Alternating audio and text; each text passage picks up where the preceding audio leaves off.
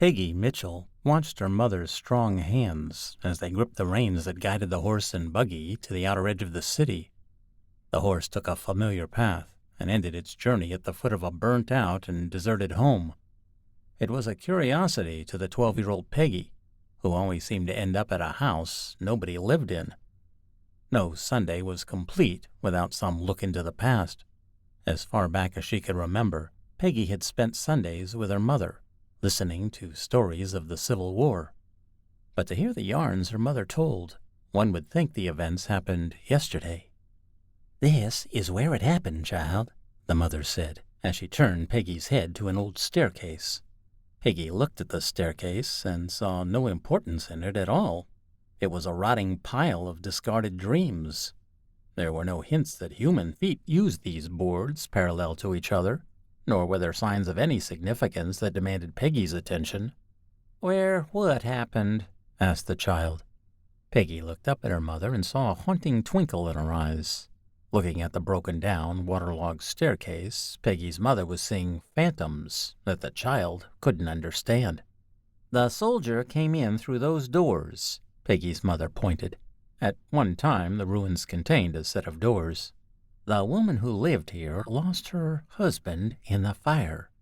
Peggy's mother continued in almost a whisper. "Food was hard to come by. The North took what food there was. Every now and then the woman encountered deserters, and that is what she found that day." "Mommy, I don't want to stay here," cried Peggy. "I don't like it here." "Come on, then," said Mother with a smile. "It's home to supper for you." Both mother and child left the burned house. Back in the buggy and heading for home, Peggy's mother sighed with relief. "Peggy, do you know what the Civil War was? The teacher talked about it in school." "Oh, that's good," she smiled. "The Civil War destroyed a way of life for the South, a way of life that will never return." Mother paused. "Child, one day your world will explode under you, and God will put you to the test. A woman's hands are small and weak, so for God's sake, learn a trade that will stay with you, a trade you could use in your new world." Peggy studied her mother. She didn't understand the fear she was seeing, but her mom was worried about something grown up. "I will, Mommy, I promise." Mother's brow relaxed, and she smiled down into Peggy's puzzled eyes. Chapter 2. Peggy did grow up, and she understood the stories her mother told her. The stories didn't frighten her anymore. Instead, Peggy developed a huge desire to hear, research, and read other stories of the Old South.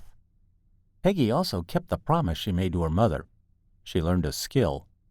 Peggy had always been preoccupied with the stories she heard from her mother and other women who actually witnessed the fall of the Old South.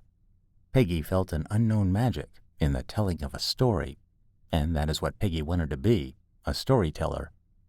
Peggy practiced her writing and her storytelling skill. She wrote several stories, but never showed them to anyone. If, however, another writer were to record Peggy's story, fear certainly wouldn't be in its text. Peggy was a woman of the 20s. Among other things, she was a tomboy, a flapper, and a daredevil journalist. Once, she risked her life climbing up a building to get an interview with Rudolph Valentino. Among other things, Peggy fought for equal rights for women.